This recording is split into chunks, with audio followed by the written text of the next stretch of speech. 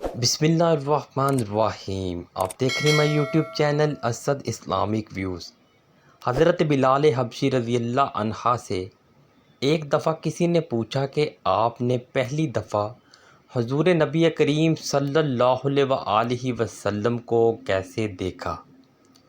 حضرت بلال رضی اللہ عنہ فرماتے ہیں کہ میں مکے کے لوگوں کو بہت ہی کم جانتا تھا، کیونکہ غلام تھا اور عرب میں غلاموں سے انسانیت سوچ سلوک عام تھا۔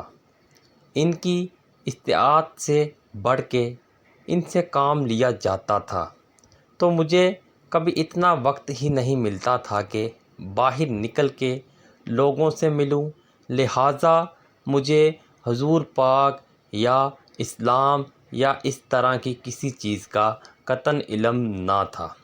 ایک دفعہ کیا ہوا کہ مجھے سخت بخار نے آ لیا۔ سخت جاڑے کا موسم تھا اور انتہائی ٹھنڈ اور بخار نے مجھے کمزور کر کے رکھ دیا، لہٰذا میں نے لحاف اوڑھا اور لیٹ گیا۔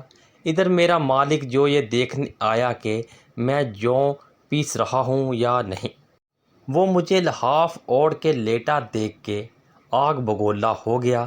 اس نے لحاف اتارا اور سزا کے طور پہ میری قمیض بھی اتار دی اور مجھے کھلے صحن میں دروازے کے پاس بٹھا دیا کہ یہاں بیٹھ کے جوں پیس۔ اب سخت سردی، اوپر سے بخار اور اتنی مشقت والا کام، میں روتا جاتا تھا اور جو پیستا جاتا تھا۔ کچھ ہی دیر میں دروازے پہ دستک ہوئی۔ میں نے اندر آنے کی اجازت دی تو ایک نہایت متین اور پرنور چہرے والا شخص اندر داخل ہوا اور پوچھا کہ جوان کیوں روتے ہو؟ جواب میں نے کہا کہ جاؤ اپنا کام کرو، تمہیں اس سے کیا؟ میں جس وجہ سے بھی رہوں، یہاں پوچھنے والے بہت ہیں لیکن مداوا کوئی نہیں کرتا۔ حضور صلی اللہ علیہ وآلہ وسلم یہ جملے سن کے چل پڑے۔ جب چل پڑے تو بلال رضی اللہ عنہ نے کہا کہ بس، میں نے کہا تھا کہ پوچھتے سب ہیں، مداوا کوئی نہیں کرتا۔ حضور صلی اللہ علیہ وآلہ وسلم یہ سن کر بھی چلتے رہے۔ بلال رضی اللہ عنہ کہتے ہیں کہ دل میں جو ہلکی سی امید جاگی تھی کہ یہ شخص کوئی مدد کرے گا، وہ بھی گئی، لیکن بلال رضی اللہ عنہ کو کیا معلوم کہ جس شخص سے اب اس کا واسطہ پڑا ہے وہ رحمت للعالمین ہے۔ بلال رضی اللہ عنہ کہتے ہیں کہ کچھ ہی دیر میں وہ شخص واپس آ گیا۔ اس کے ایک ہاتھ میں گرم دودھ کا پیالہ اور دوسرے میں کھجوریں تھیں۔ اس نے وہ کھجوریں اور دودھ مجھے دیا اور کہا کھاؤ پیو اور جا کے سو جاؤ۔ میں نے کہا تو یہ جو کون پیسے گا؟ نہ پیسے تو مالک صبح بہت مارے گا۔ اس نے کہا تم سو جاؤ، یہ پسے ہوئے مجھ سے لے لینا۔ بلال رضی اللہ عنہ سو گئے اور حضور صلی اللہ علیہ وآلہ وسلم نے ساری رات ایک اجنبی حبشی غلام کے لیے چکی پیسی۔ صبح بلال رضی اللہ عنہ کو پسے ہوئے جوں دیے اور چلے گئے۔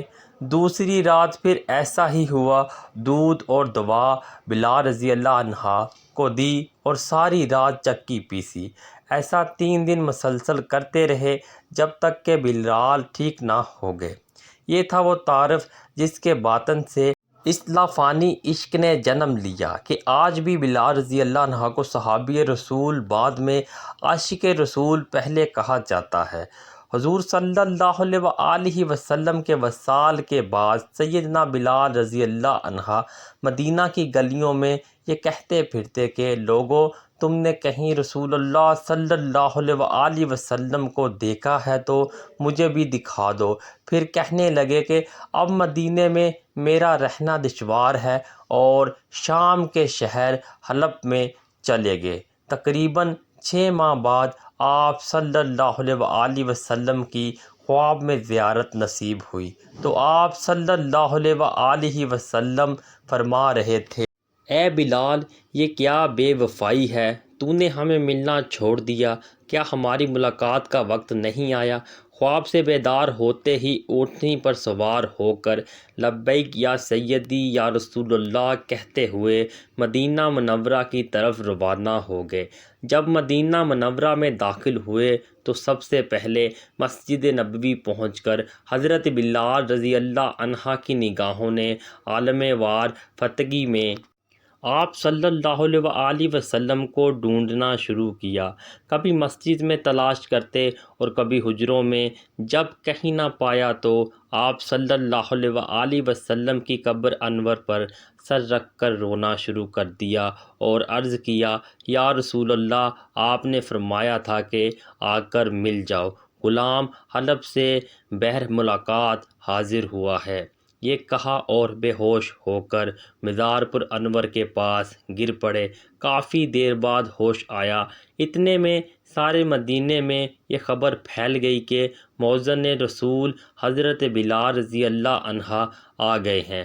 مدینہ طیبہ کے بوڑھے، جوان، مرد، عورتیں اور بچے اکٹھے ہو کر عرض کرنے لگے کہ بلال، ایک دفعہ وہ اذان سنا دو جو محبوب اللہ صلی اللہ علیہ وآلہ وسلم کے زمانے میں سناتے تھے۔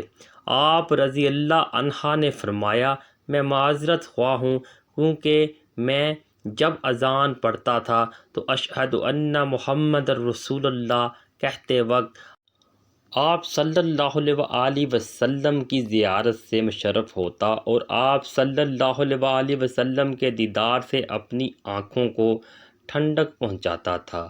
اب یہ الفاظ ادا کرتے ہوئے کسے دیکھوں گا؟ بعض صحابہ اکرام رضی اللہ عنہ نے مشورہ دیا کہ حسنین کریمین رضی اللہ عنہ سے سفارش کروائی جائے۔ جب وہ حضرت بلال رضی اللہ عنہ کو اذان کے لیے کہیں گے تو وہ انکار نہ کر سکیں گے۔ چنانچہ امام حسین رضی اللہ عنہ نے حضرت بلال رضی اللہ عنہ کا ہاتھ پکڑ کر فرمایا، اے بلال، ہم آج آپ سے وہی اذان سننا چاہتے ہیں جو آپ ہمارے نانا جان اللہ کے رسول صلی اللہ علیہ وآلہ وسلم کو اس مسجد میں سناتے تھے۔ اب حضرت بلال رضی اللہ عنہ کو انکار کا یارہ نہ تھا، لہٰذا اسی مقام پر کھڑے ہو کر اذان دی جہاں رسول اللہ صلی اللہ علیہ وآلہ وسلم کی ظاہری حیات میں دیا کرتے تھے۔ بات کی کیفیات کا حال کتب سیر میں یوں بیان ہوا ہے، جب آپ رضی اللہ عنہ نے بآواز بلند اللہ اکبر کہا، مدینہ منورہ گونج اٹھا۔ آپ جیسے جیسے آگے بڑھتے گئے جذبات میں اضافہ ہوتا چلا گیا۔ جب اشہد ان لا الہ الا اللہ کے کلمات ادا کیے، گونج میں مزید اضافہ ہو گیا۔ جب اشہد ان محمد رسول اللہ کے کلمات پر پہنچے تو تمام لوگ حتیٰ کہ پردہ نشین خواتین بھی گھروں سے باہر نکل آئیں۔ رقص و گریہ زاری کا عجیب منظر تھا۔